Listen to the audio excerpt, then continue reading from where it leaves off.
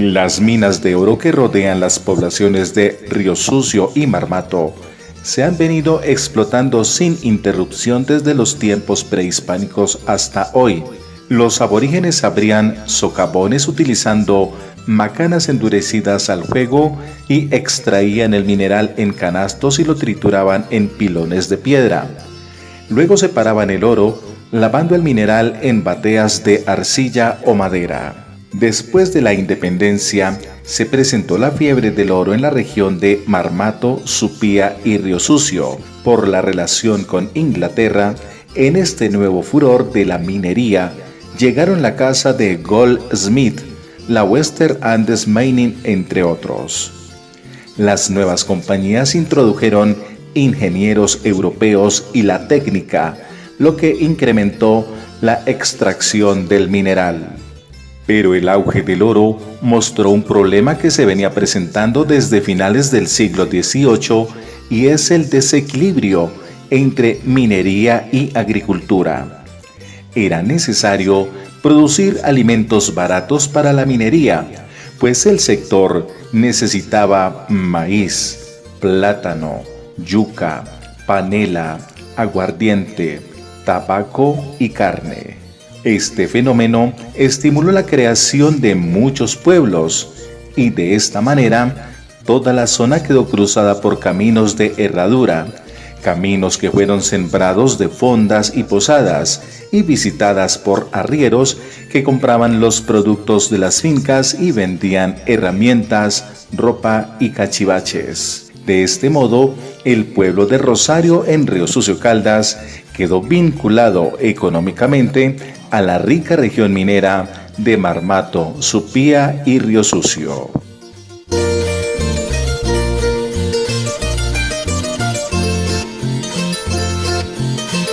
Inicialmente el pueblo del Rosario se fundó como un centro de campaña para que los ingenieros y los metalúrgicos tuvieran un sitio donde pernoctar mientras hacían las carreteras y hacían los caminos.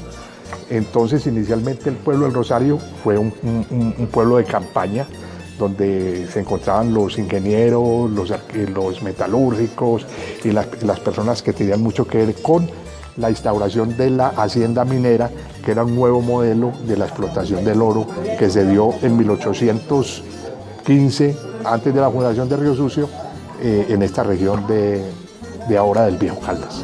Detrás del oro vienen los cazadores del oro, entonces el Rosario de un momento a otro se convirtió en un centro empresarial y comercial de grandes dimensiones.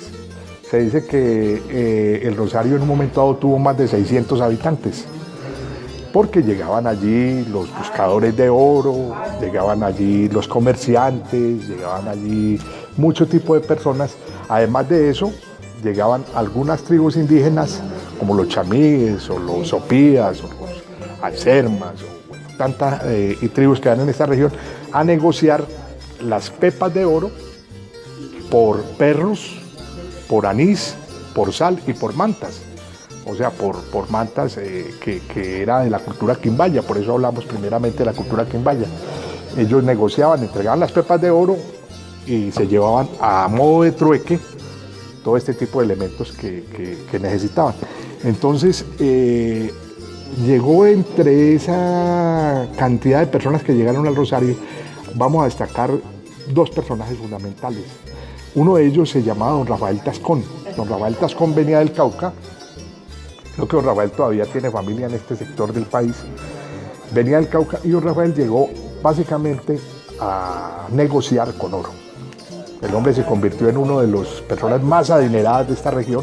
Lo que hacía era cambiar oro a modo de trueque por mantas, por anís, por sal, por perros. Y también llegó un señor que se llamaba don Benigno Campo. De este señor tenemos referencia porque don Benigno venía con 10 familias de Antioquia, en la famosa colonización antioqueña, y se instalaron en esta región del oro, o esta región del llano, o esta región del Rosario, lo que conocemos ahora como la Tierra Fría. Y estas familias tienen unas características muy particulares. Primero, eran familias numerosas, eran familias de más de 10 hijos, 12 hijos. Las matronas, o sea, las matronas de las casas, eran señoras que además de criar toda esa cantidad de hijos, tenían la posibilidad de cosechar. Y los señores también eran unos señores, los oreños que llamamos ahora, tenían una cualidad especial y era que eran supremamente creyentes. Eran muy influidos por la religión cristiana, la religión católica. Y eran personas muy rezanderas, y yo creo que buena parte del nombre del pueblo del Rosario se debe a que estas familias eran de rosario diario.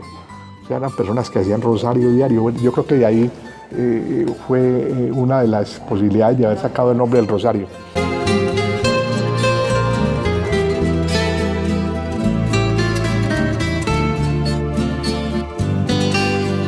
Porque a mí no me tocó sino conocer el cementerio.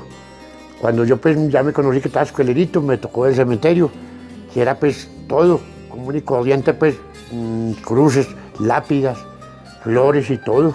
El cementerio una hermosura, el cementerio era una belleza. Y entonces ya me tocó conocer el cementerio, que más paseos por allá al Rosario. Y 3 calles del pueblo. Y mi mamá contaba que es que la calle principal, que era que la gente montaba calle el día domingo ahí. Si no tenés la gente para montar la calle nomás, en la calle nomás. Ahí todavía se ve la calle. Donde dan choque, donde... y el pueblito se va para la gente andar para ahí, se va empedrado. La calle en empedrado. La calle en puro empedrado, las calles. Se dio el choque entre estas dos comunidades. Una, la comunidad de la negociación de Tascón y nombraron al padre Tobón para que a través de la capilla de Murillo pudiera empezar a evangelizar todo este municipio, todo este caserío del Rosario. Se empezaron a evangelizar y resulta que se presentó un choque porque las ideas liberales y las ideas de comercio que tenía la gente que habitaba el Rosario no concomitaban mucho con el tema de la religión en cuanto a la fidelidad, este tipo de cosas. Entonces se presentó el choque y terminó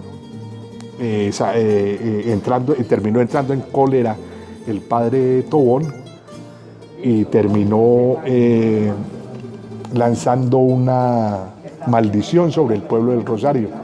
Dicen que el padre Tobón entró en cólera precisamente porque algunos miembros de la comunidad del Rosario le levantaron una calumnia y al padre le molestó mucho este asunto y entró en cólera anunciando la maldición al pueblo del Rosario, que básicamente consistía en que el pueblo del Rosario se hundiría en su propia tierra y sería devorado por la manigua.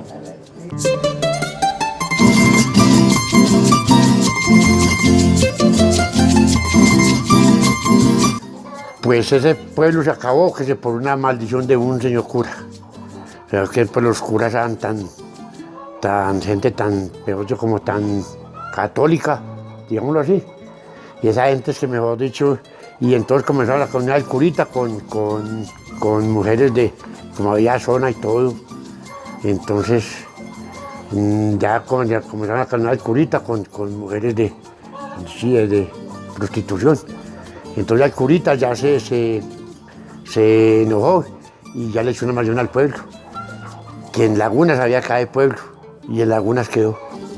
Sí, porque mucha gente dice, o para otra parte dicen que el pueblo se inundó. El pueblo no se inundó, sino que el pueblo se volvió laguna y ya la gente fue disculpando y ya uno se fue yendo y las casas iban cayendo y así. Lo que cuenta pues mi mamá y mi papá. Tanto así que en el libro de doña Purificación Calvo tiene una mención especial cuando el padre Tobón sale del Rosario, sacude las botas y dice que no se lleva ni siquiera las tierras, la tierra de las botas, porque es tierra maldita.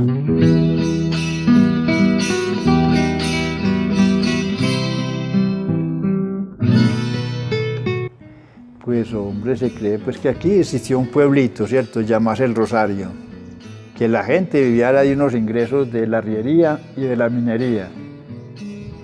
Tanto así que llegó pues a un extremo de que mucho vicio, muchas borracheras, muchas cosas, entonces El comentario es que un padrecito se vio tan acosado que le echó una maldición al pueblito y lo destruyeron, se volvió laguna.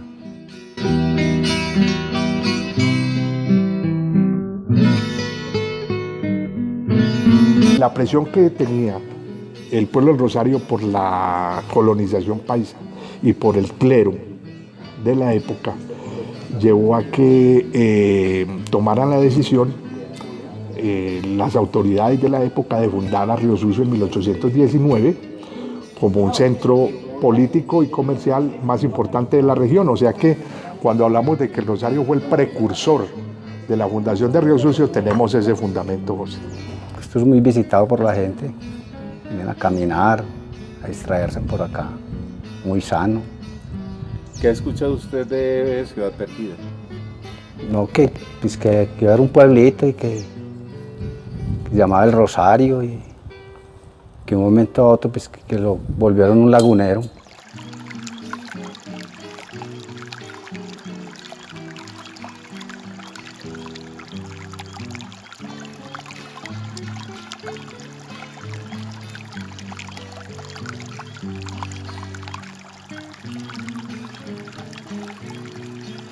El pueblo la pueblo completamente desapareció.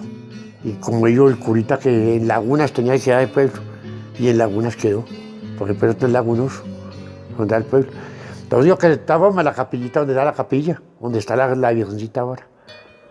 Ahí sí es, mejor dicho, ya es lo único que se ve, que destapamos todo lo que era pues las que se grada, en ese tiempo decían que se gradas, con la escalita donde subían, que era puro empedrado, a la capillita.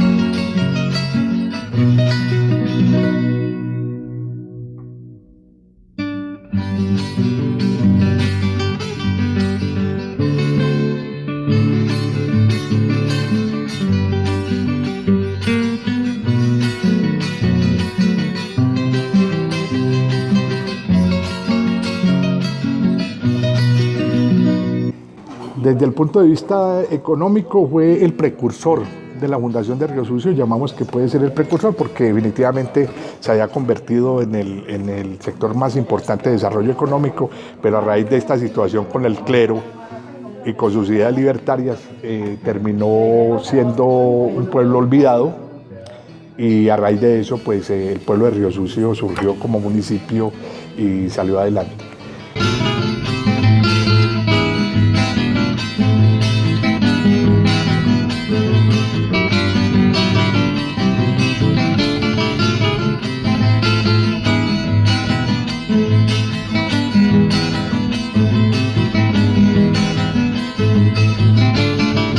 Entonces no se sabe si el pueblo del Rosario sufrió el abandono por características políticas o por características económicas o simplemente fue la maldición del padre Tobón que hizo efecto.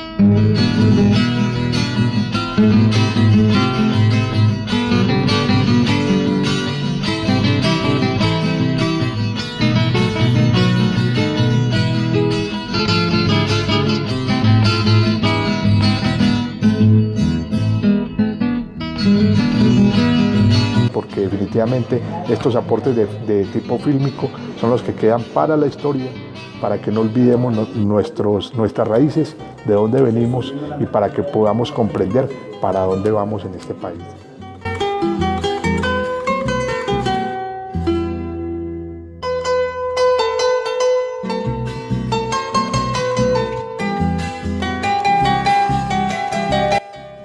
La historia no es clara sobre la desaparición del pueblo de El Rosario.